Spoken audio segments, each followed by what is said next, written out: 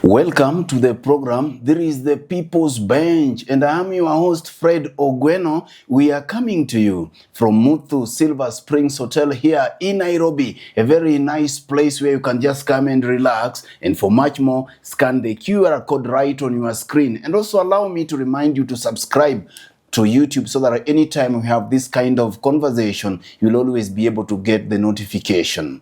Tonight, I'm privileged to have Mwalimu Peter Orero, the MP for Kibra Constituency, the bedrock of Baba, the late Raila Odinga, the former Prime Minister. He's now the father of the orphans of Kibra, and he tells me even the people of Nairobi at large. We are here to talk about the demise and the gap that has been left by Baba. Karibu sana mwalimu. Thank you so much. Pole sana. Asante sana. Poleni sana. Asante sana. Yes. Thank you so much. Yes. Yes. Tell me about Kibra, and before that, your personal condolences to the people of Kibra and of course the country at large. We are still mourning Baba. Thank you. I think this is one of the lowest moments in my lifetime. And not just myself, but I think the whole country. We have never envisaged a time when people will live without Baba. And not just people, myself and the people of Kibra, then the people of Kenya. Baba started his politics in Kibra as an MP, and that was his second home. But actually, it was his first home. It is where he spent most of his life with the people. And you know, everybody in this country called Raila as the people's president. He fathered many people. He mentored many people. But most importantly, in Kibra, the orphans, those without fathers, those without mothers, mothers without husbands, without kids, all belong to Baba Raila Odinga. Me, I used to call him Jacom because that is how we started with him. When he made his own party and became the chairman and the owner of the party. I am one of the ardent supporter of Raila and a follower of Raila. We have come a long way. All the years we have been with him, and I'm one of his most loyal and trusted soldiers that will carry out his instruction to the hilt.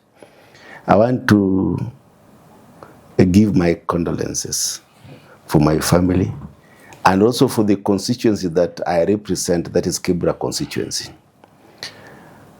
People do not know that apart from the immediate family of Raila Odinga, the most affected people in this country are the Kibra people. Because Kibra people knew nobody else apart from Raila Odinga. He was a problem solver. He used to talk to very many people in Kibra. In a day will not last that he does not talk with about 20 or so people from Kibra. He will call the lowest person, that person who sells mboga in Kibra, that person who drives in Kibra, that mzee who cannot walk, and any kind of people, he will reach out. He's somebody who could pick his phone from all people that you would never imagine. Most of us switch our phones. Most of us don't pick phones that they don't have numbers, but Raila will literally pick phones from Kenyans, and he would listen to what their demands were. He was larger than life, that up to now, we do not know. Since I was born, I've never seen somebody who has been mourned like Raila.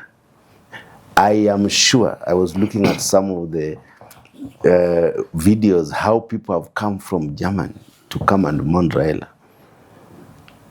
When he passed on, it was chaos in Kibra. People could not believe. People thought it was still the mockery of the people who were talking about. I learned of his death at around 7 in the morning. I thought it was not true because I just talked to him the previous day, and we had made some arrangements that he would come. When he comes, he would open some projects and also talk to his people. And he told me he would come to Dala. He used to call Kibra Dala. It was never to happen. So I inquired from some of his closest friends, and he told me, Bwana, the way you have had it, it has happened. I could not walk for 2 hours. Where I sat there for 2 hours. But later on, I realized that I needed to act as the MP of Kibra. So I had to rush to Karen to see what is happening. By the time I was reaching there, the Kibra people were already there. Some went running, walked to his home. Some went by bicycle, piki, matatu, and the home was chaotic. I thought it was a dream. But I can tell you, Baba in Kibra will be remembered for the rest of the lifetime. People in Kibra believed in Baba, and whatever Baba said, they would do without hesitation. You know, that is where I started campaigning by demanding democratic space within this country. When you demand for democracy and you have a government in place, sometimes they push you to the wall. And when it reaches a limit that you cannot move, then you will turn to the people to try and push your agenda.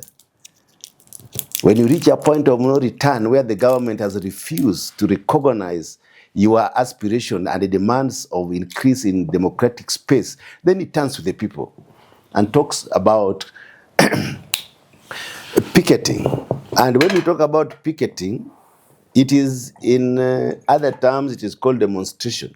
But this is enshrined like in our 2010 Constitution, Article 37, that when you want something done, you can carry out demonstrations. And that is what Raila used to do with the people of Kibra. That is called his bedrock. Yes. So in Kibra, we have different categories of people. He developed a system where we have what is called Kamkunji. Mm-hmm. Kamkunji has its leaders, beginning from chairman, secretary, like that. This Kamkunji controls what happens within the Kibra constituency. Then he has other units in all the wards.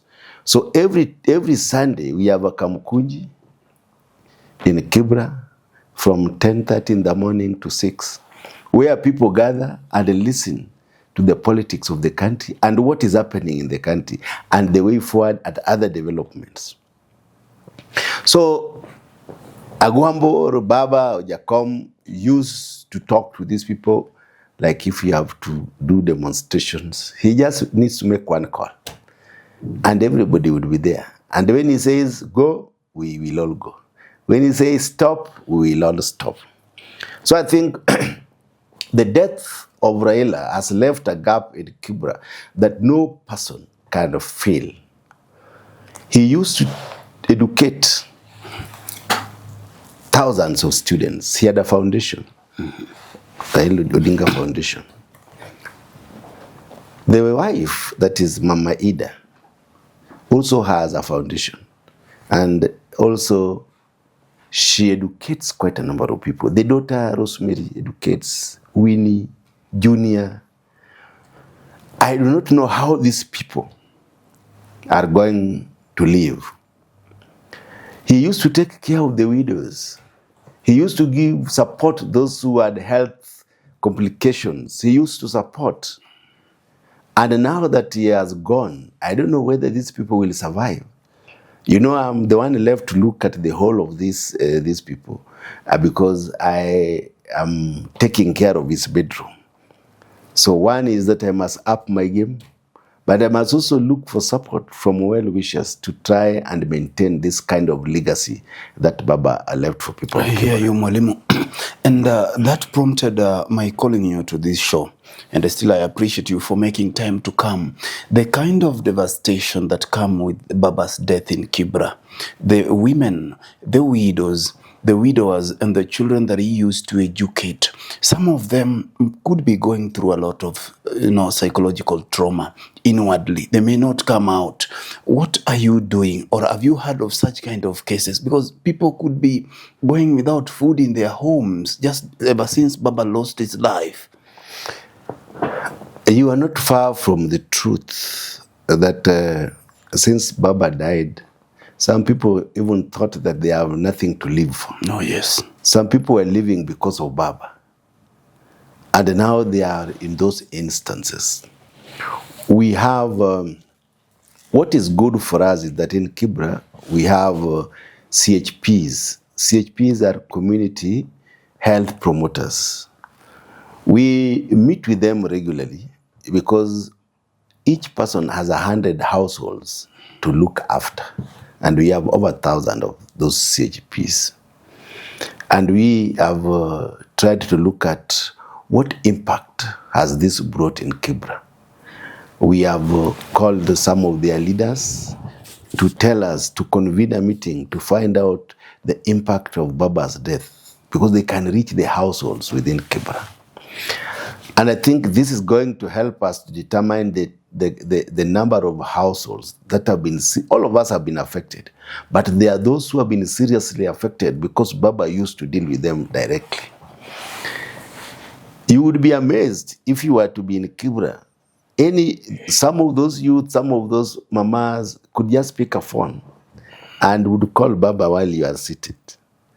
Whether he's in Britain, whether he's in India, he would pick their phones and he will do for them what they wanted. If they wanted food, Baba will send for them. If they wanted fees, Baba will send for them. So he is somebody whose not just political career, but his lifeline was larger than the normal lifeline. It's like he was choreographed by God. He was like a masterpiece that was brought in this country so that people would learn to know how to live with others. Very humble man, very generous man, very gracious, very accommodative, very respectful, and very caring. I hear you, Mwalimu. What are you going to do? Because most people have said that the 72 hours that Baba 72 hours that Baba gave was not enough for people to mourn him. And we know, going by what we were able to see at Kasarani, are you planning some event where people can just come together and maybe share the moment, so that what processes of healing or what mechanisms have you people made in place so that these people can just come out, maybe somebody speak to one another, in helping them to heal out of the kind of devastation that people are going through? We have many plans as a constituency. Even last weekend, we had invited the Luo Council of Elders who came to Kibra, also to just inspire, talk to people, and also coordinate the chairman of Kibra Luo Council of Elders. They talked with our people in the big halls just to try to calm their nerves. We are also planning for a church, public church service at Kamkunji to commemorate Baba's death. And on the very day that he died, after he came from the home in Karen, all the people, we came back to Kamkunji. Then we brought what is called his death. I don't know how you translate that. You take... Ugolo Yuak. Yes, that one. And we mourned together as a family of Kibra. There are many people planning to go back to his home also to mourn. We will also make other arrangements within the constituency. This will go for a long time. It might not take 1 month. The mourning of Baba, it's true, might take 1 year as people continue to mourn. It was within the presence of interest of everyone else in this country that Baba made the morning that time 72 hours. Can you imagine if Baba had not been buried today? Will we be having this discussion? We will not be having this discussion. The country will not be running. Even the national exams. Even the national exams will not be going on. The National Assembly will not be going on because people will not be there. So I think this kind of wisdom, Baba knew himself. He knew this country. He knew what would happen in his absence. And because of that kind of wisdom, he made it short so that this country could run. Even economically, we would have gone, suppose Baba was being mourned for 1 month. The economic loss that this country would have had was big. It would have been big. In fact, from last year, when I talked to him, he had this idea that our culture as Luos, we are over-dramatizing the death. He was saying that now people are using death to collect money. That one he said openly. Yes. And you would say that we have a budget of 5 million for burial. Then you say, why don't we change this culture? Why don't we bury within a short time? He was even saying, why don't we have a moment that people can even be buried here in Nairobi? So these are some of the things he kept thinking in his mind because, you know, culture is dynamic. It is not static. So culture is dynamic, and this dynamism must be exercised when it comes. So I think he was being just proactive to show that you can exercise this dynamism within the shortest time possible. That is why he said that you should be buried within 72 hours. And to me, when I reflect now, I think this was wise for Kenyans. And even in the future, there are friends of mine who have called me and said, I think what Baba did is what I should do when I pass on people. My friends are telling me, I think we should adopt this and the country should adopt this. Because one, it allows people also to carry out with other activities. And if you are a prominent person, it makes it easy, even for the family, not to have a long period of time to heal faster.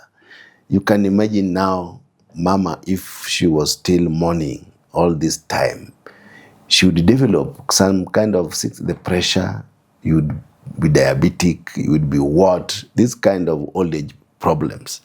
That it does not deserve that we mourn for that long period of time.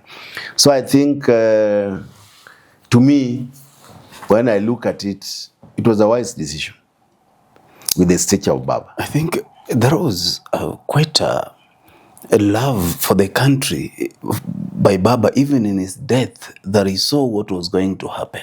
I was just trying to imagine what kind of a morgue Baba's body would be stored for 1 month. Is it here in Nairobi? People will break that morgue. you know, that day, we wanted to come to Lee. Yes. My people from Kibra told me they are waiting for us in Lee. They will not go to the airport. Others went to Parliament. Even people of Nairobi, people went to Parliament to wait for Baba there. Some walked to the airport. Some went with pikipikis. When we were at the airport, you couldn't believe it.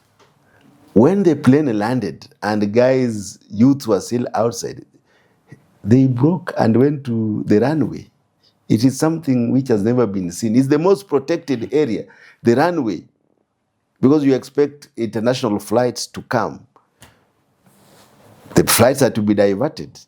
Some people went and entered up to the plane to see really is the body of Baba here. And you know, these are Kenyans who believed in Baba. They believed that, you know, maybe you were young. We used to have one political party. Yes. We were from a de jure political party to a de facto.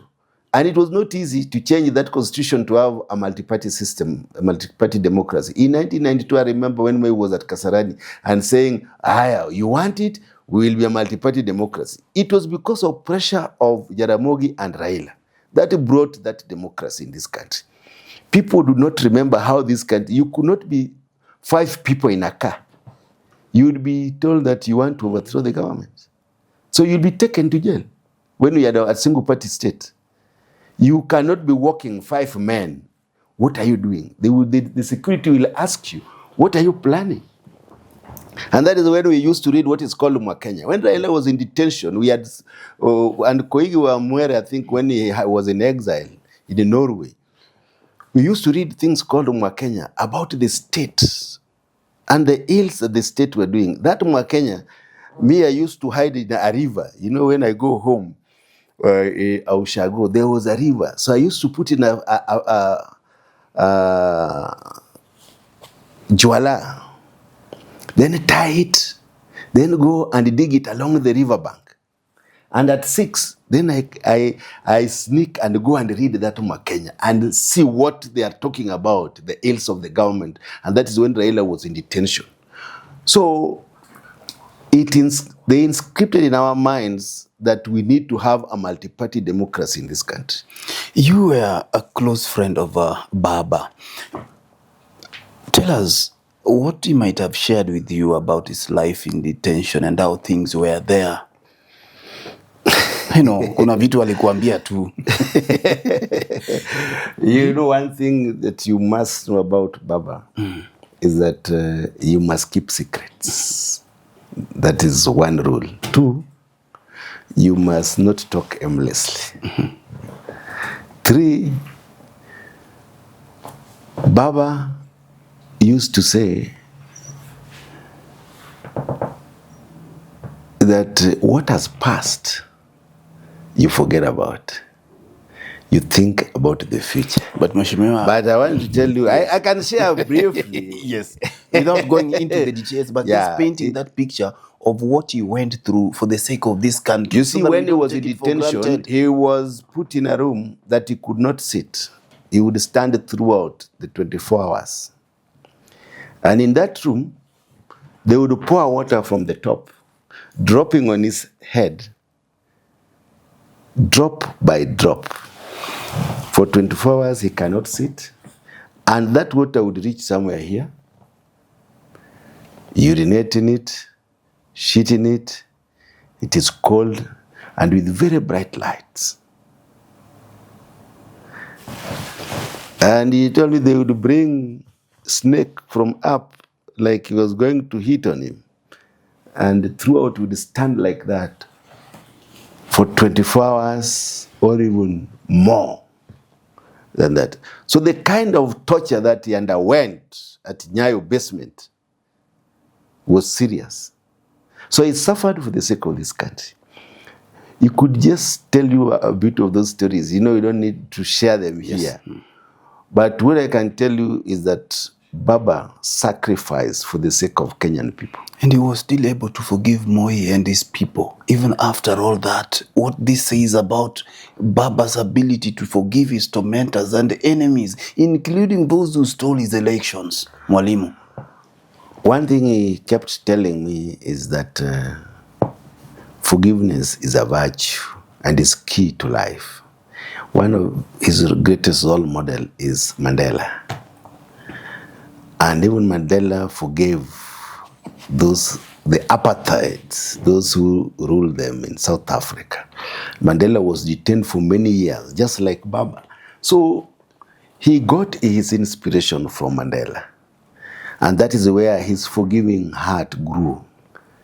Just the way Mandela also forgave those people who detained him.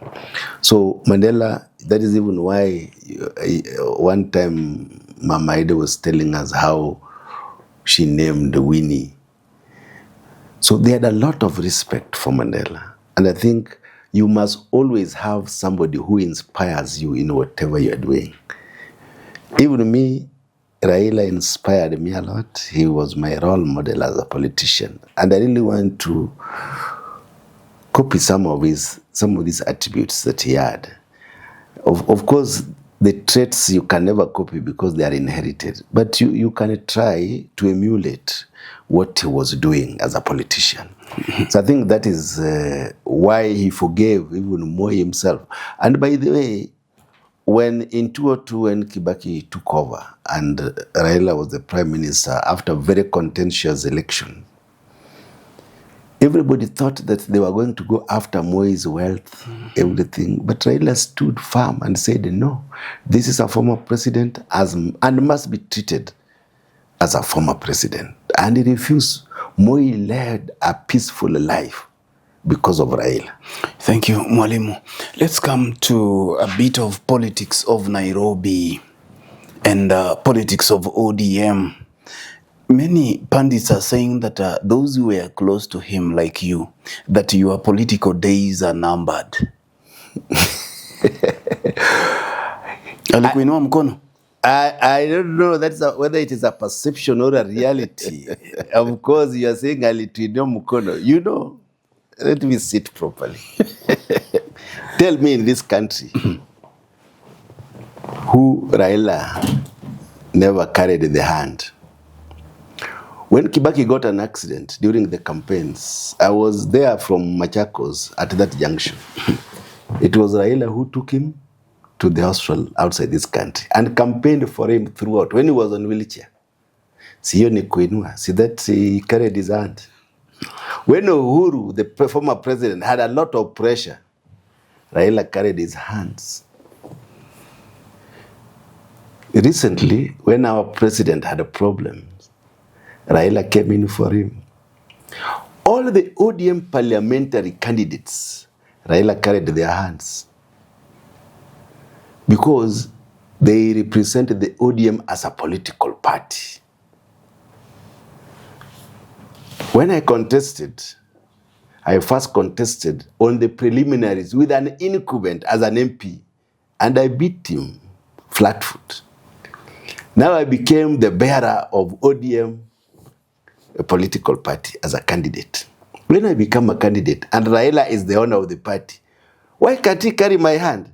In fact, every rally, he used to say, Nyango, where are you? He lifts my hand. The next rally, he lifts my hand. Now people were just saying, this man, where Raila always carries his hand. Because that was the representative of ODM political party. And I am from his bedroom. What is bad about that? And Raila is not just anybody else. Raila is the father of multi-party democracy. So if by any chance you have time that your hands can be carried, who can refuse? Even you will not refuse. And you know, one thing, Raila was my voter.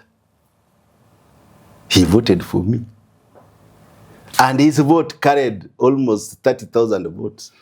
We are talking about situations where sometimes those who were given ODM tickets were not popular people, or it was against the wishes of the people. People are saying wengine walikuwa nanunua the tickets, Mwalimu. Let me say one thing, that you know, in politics, it depends on the perception. People might say somebody is not popular, but when he's given the ticket, he wins. People say, oh, some people bought tickets. I can carry a Bible. Raila never asked for money. If you want, I am not saying, I don't know. If From you, yeah, at least. Or you are speaking for all the members of parliament. Raila, the Raila I know, will not ask you for money. Because he has money. He's one of the people in this country I can say is wealthy. For my case, he not only carried my hand, but also supported me with finances. I can say that for free here. That Raila himself. Huh? Say it, so that those people think you were helped. Raila, when I had acquired the ODM party ticket, he supported me morally, carried my hand, and financially. I never gave him any single cent, but he gave me money for logistics and campaigns. I can say it here. And not only me, he supports almost all the ODM aspirants, not just from his backyard, the whole country. When you go to Northeastern, you'll find that Raila supported somebody there. Eastern, he supports. Coast, he supports. Nairobi, he supports. That you can never come out and blow your own trumpet. Let people see what you are doing for them.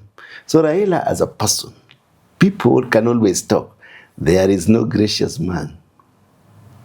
There is no good person, down to earth, that you can ever get more than Raila. I would wish that I follow his footsteps. I would wish that by God's grace, and when he grants me opportunity, I behave like him and take people as the most important people and serve people. He used to tell me what to do in Kibra. He used to ask me about my my plans for Kibra, my strategic plan. I took my strategic plan. He called me one time in his house. We went through our strategic plan and he could tell me, this one you will do, this one you will do. This one, can you modify this like this? And we agree and I modify. And he would tell me, do whatever is within your means. Lakini ukikwama kuja. So when I used to hit the wall, I cannot move, then I call Jacob, where are you? He said, come. And then he'll make for me maybe one telephone call and he'll change the whole matrix. So Raila was a problem solver. That when you go to him, I would not say Jesus, but he was the Jesus on earth here. He will save you from all your problems. So those who are saying that they were given a ticket, it is upon the people. Democracy is for the people and by the people. If people thought somebody was given tickets and did not deserve, let the people use their votes. It's not about Raila. It is about the people. Why would you vote for somebody you don't like? Let people come out. If they don't like the person, they'll vote him out. But if they have worked for the people, like me, I know I'm working for my people. There are many things that I can enumerate that we have done in Kibra for the last 3 years. Even now, when you go to Kibra, in Kibra Drive, the lights are like these ones. I say now it's like Dubai. Women are just selling. Kibra like Dubai? Yes. Go now and see the kind of lighting along the Kibra Drive. 4 kilometers lighting inside the constituency, and people are just walking freely. What else have you done? Oh, we can talk. Because now, mheshimiwa, now watu wanasema kwamba kazi yenu ndio itawaokoa. Baba yuko tena. They are saying, you know, when you are elected, apart from legislation, oversight, and all that, representation, you must work with the community and partners to try and develop your constituency. I have worked with partners. I've worked with Kera, and we have done 24 complete roads, the short roads for 2 kilometers, 1 kilometer, 24 tarmacked. We are doing the 25th and the 26th now. So by the end of this year, the Kera and Kura will have done 26 roads in Kibra. Now you don't brush your shoes when you are in Kibra. You have seen I didn't brush in the morning up to now because you can walk. No, my cameraman anaangalia hiyo kitu iko sawa. You can walk in Kibra without brushing your shoes. Ala. There is no primary and secondary school that our committee for NGCDF have not built classrooms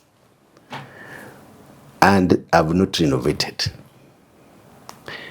I can count a few schools. If you go to Ayanyi Primary,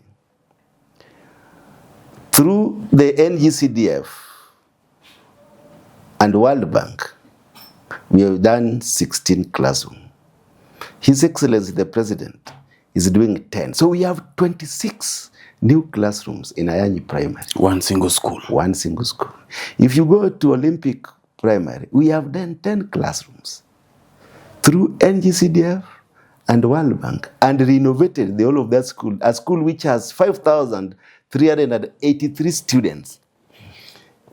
If you go to Olympic Secondary, we have renovated that school, We have put the tarmac from primary about 1 kilometer. And Kibra inside that school, it's like a private school. Go to Joseph Kang'ethe. NGCDF has done 13. And you can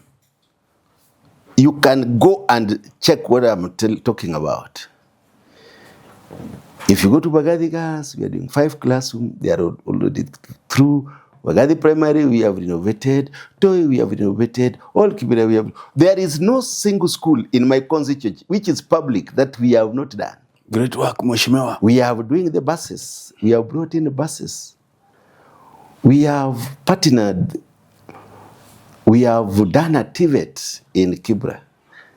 You know, TVETs are normally sponsored by the government. They give 58 million for it to be done. For Kibra, has been done by the NGCDF.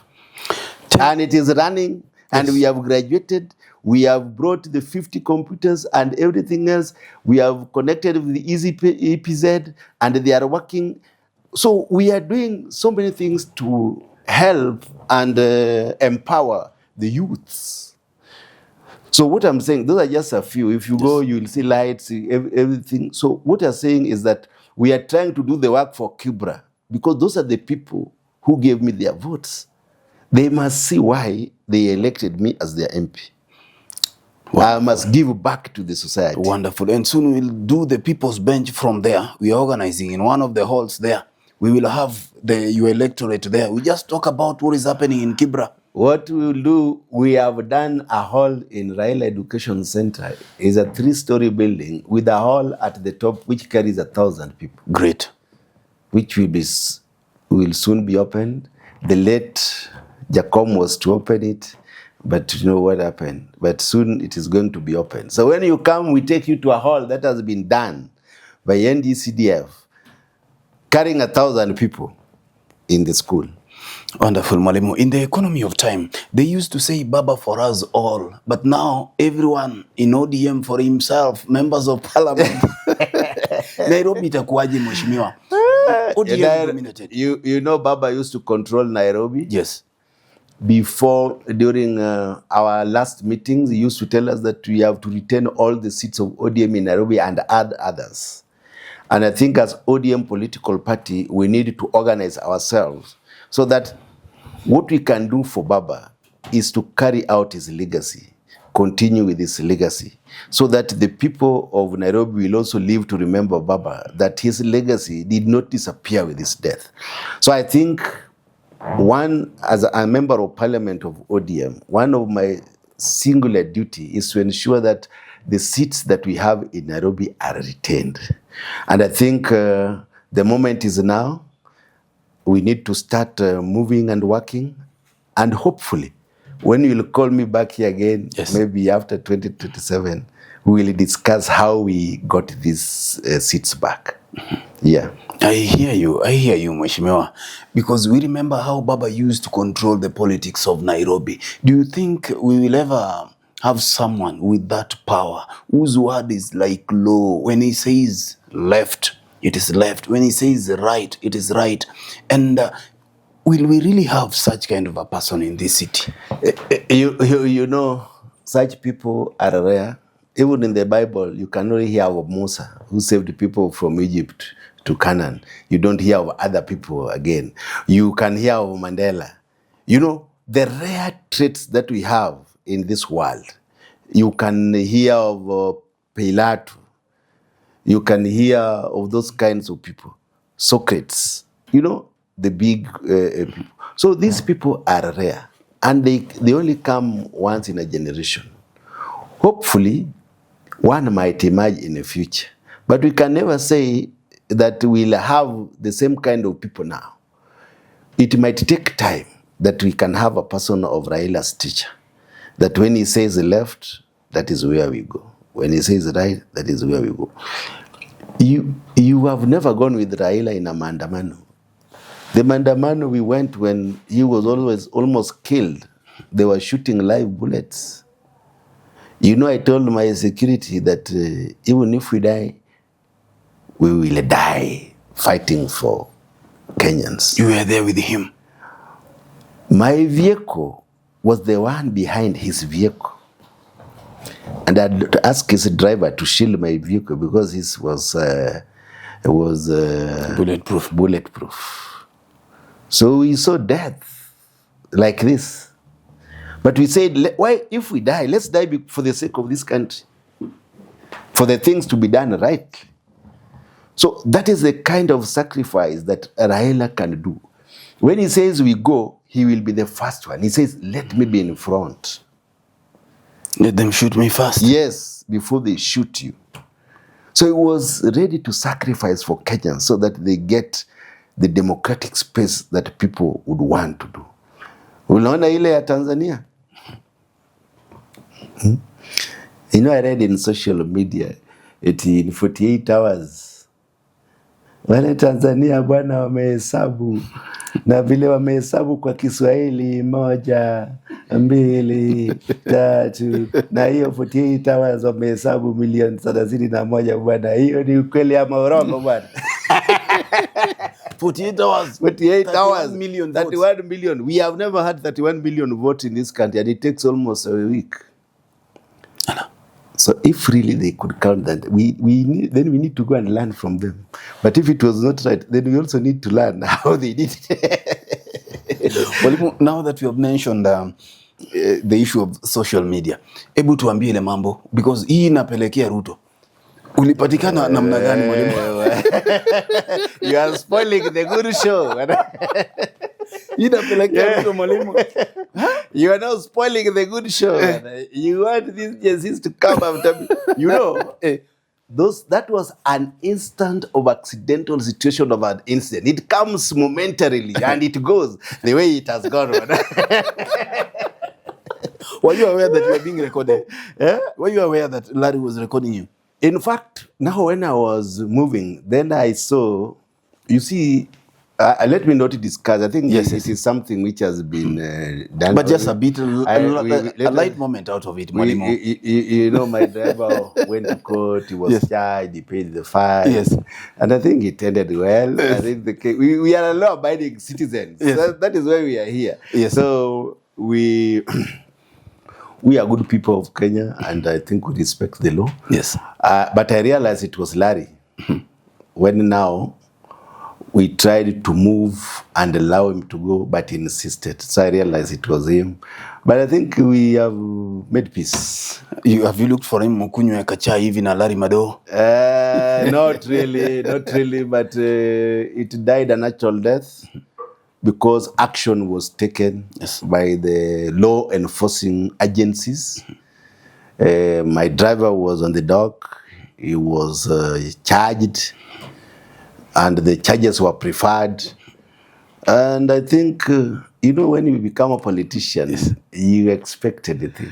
And tell me that moment that you realized that you were trending, you know, on social media, you go here and there. Now, Kenya wanataka wakusalimie kidogo. Everybody's paying for your blood. I thank God I'm here. Yes. And you know also sometimes most Kenyans don't know the background of many MPs. Yes. And when they get to learn about your background, sometimes they realize that these are just moments. You know, me, I'm a sportsman. As a coach, we say moments. Leona Arsenal, they use their moments well. They used yesterday good moments 3-0. Yes. So those are just moments.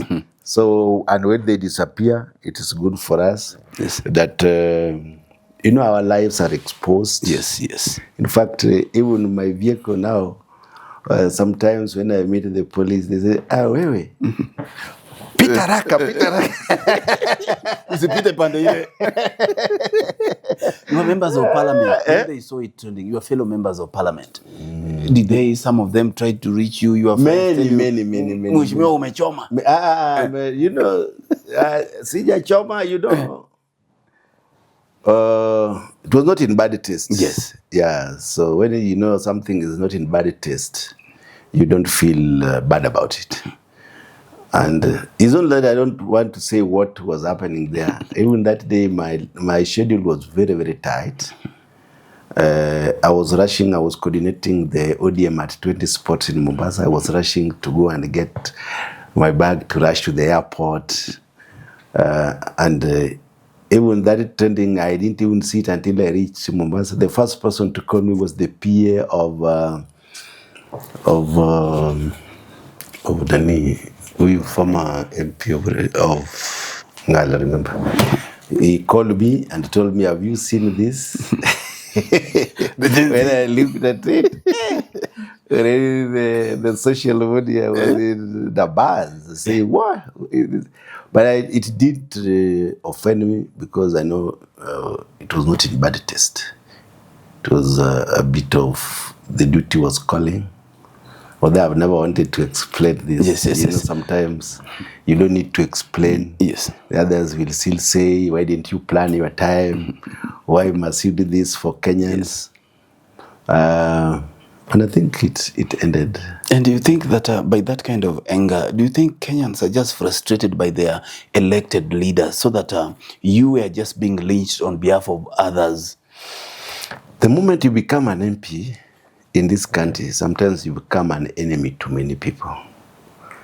And many people always think that the MPs have stolen their money. Oh, yes. You know, me, I have a career. I have been a professional teacher in this country for many years. I taught for 30 years and rose to the level of a principal, at the youngest principal in this county, and achieved many other things that I would have achieved as a principal.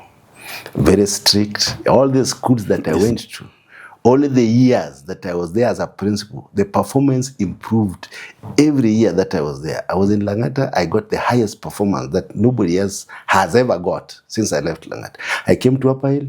Every year we improved for 10 years and achieved the highest that nobody has ever got in Upper Hill. The same when I went to Dagoretti. And in sports, there is no school that I went to in sports that never won at the nationals in basketball, football, and rugby. So these are some of the things that I achieved because of discipline. But and then also grew. I was the chairman of sports in this country for a long time, the treasurer of basketball up to now. So I did not become an MP because I sold people's money. It's because I grew in my career as a distinguished teacher. And I want to serve the people of this country in parliament, which I am doing. I'm in the education committee, and we are trying. Even yesterday, you saw the education committee was bringing the UASU and the ministry together so that the strike can end. It just now ended. Yeah, which has now ended. And it's not the first time that the education committee has done this. We did also the last time, you remember. So we want to do things which resonate with the Kenyans. We want to do things which support the majority of Kenyans. And that is why we are in Bunge. So not all MPs, as Kenyans take, are just there for their own self-interest. No, I did my self-interest when I was a teacher. I now want to serve the people of Kenya. Thank you so much, Mwalimu. I know we will get some more time next time so that we can talk about issues to do with the leadership, you know, and much more that we can talk about. But in the economy of time, I want you to give you a parting shot. Speak to the people of Kibra, those who are still mourning Baba, those who think that hope is gone and that they have no reason to leave, those who are watching you now. Mwalimu, talk to your people and the people of Kenya. Thank you so much. First, I want to thank the people of Kibra for having given me the opportunity to serve them. Not just to serve them, but to be in Baba's bedroom. I want to ask them to remain strong as we mourn Baba. I also urge Kenyans to remain strong. As their MP of Kibra MP, I will do anything within my means to try and support the vulnerables and those who have been affected by the loss of Baba. I want to commit that whatever is possible will be done to them. Psycho support, we will ensure that those with psychosocial support, we give them. And the people of Kibra must remain steadfast in determining the destiny of the political status within this country. We must remain as champions of democracy. And I ask the people of Kibra that as we mourn Baba, let us remember that Baba loved everyone. Baba loved this country, and Baba loved people to be together. I want us to remain united as people of Kibra and Kenyans as a whole, so that the death of Baba can bring a unique unity in this country. Thank you so much. I appreciate your call for me to be here today. Thank you. I'll be willing to come back again. Thank you so much. Thank you so much. We say it is the bench by the people, for the people, with the people, and from the people. That is where we canvass their matters of interest. Thank you so much, Mwalimu. And with that, we come to the end of our conversation tonight. It has been the People's Bench coming to you from Muthu Silver Springs Hotel here in Nairobi. For much more, you can scan the QR code. It was a privilege having Mr. Peter Orero, the MP for Kibra Constituency, Baba's bedrock. He has a lot to do in that constituency now that Baba has left him with his people right in his bedroom. I've been your host, Fred Ogweno, and until next time, bye-bye. Thank you so much, Mwalimu. That was wonderful. Thank you. Karibu sana. Thank you so much. Asante, we do it again. Yes. Thank you.